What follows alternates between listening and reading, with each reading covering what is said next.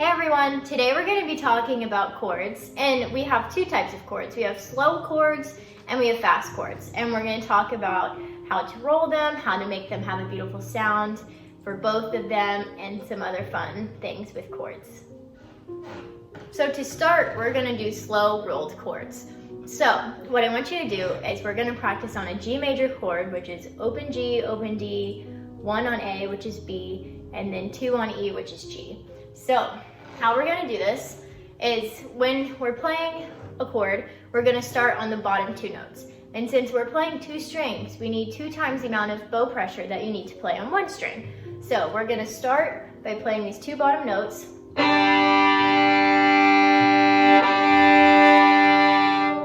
Feel that pressure you need for both of them to speak. But when we're breaking the chord and moving to the top 2, we will momentarily be just on the D string and just on the A string before we reach the top 2 strings. So because of that, when we're changing the strings, when we're rolling over, we have to reduce the pressure that we're using by 50%. We have to cut half the pressure. So in order to practice this, we're going to do it slow. Start on those bottom 2 and feel that pressure. Go ahead and get your finger set for this G major chord. So we're going to go and then feel and add that pressure back. So I'm going to do one more time, a little faster this time so it's easier to hear.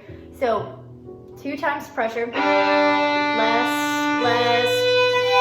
normal pressure. Practice that a few times. Feel that transfer of weight from heavy to light, back to heavy, and see if this affects your sound and how your chords sound. And another fun thing about these slow chords that I want to mention is that if you want to change the character of the chord, it's only changed by how long you hold the bottom 2 notes. So I'll do an example for you.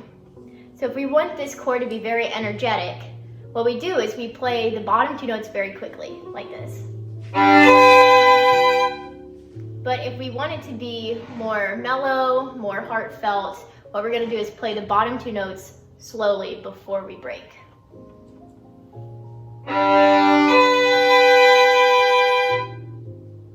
So experiment with these 2 extremes, and depending on what piece you're playing, it can really impact the character. Okay, so for the fast chords, we're going to practice by only playing the top 2 notes. So we have that B and that G, and we're going to come from the air and land with a super fast bow, like this. Practice that. And then if we want to add the bottom 2 or just the D string, whatever the music calls for, you're going to, on a down bow, lift your wrist up to catch. You're going to just tilt your hand a little bit more to catch those bottom strings. And then if we're doing it on an up bow, we're going to have to lift our wrist to catch the bottom 2 strings.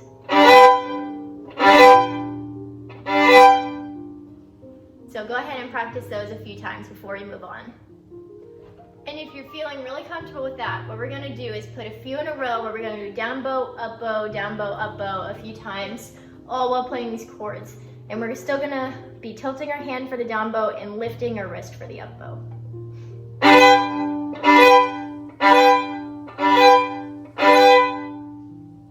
And go ahead and do that a few times. I hope this video helped, and I hope your chords are now going to be super ringing and beautiful, and that your motion in the bow hand is going to help. Thank you for watching.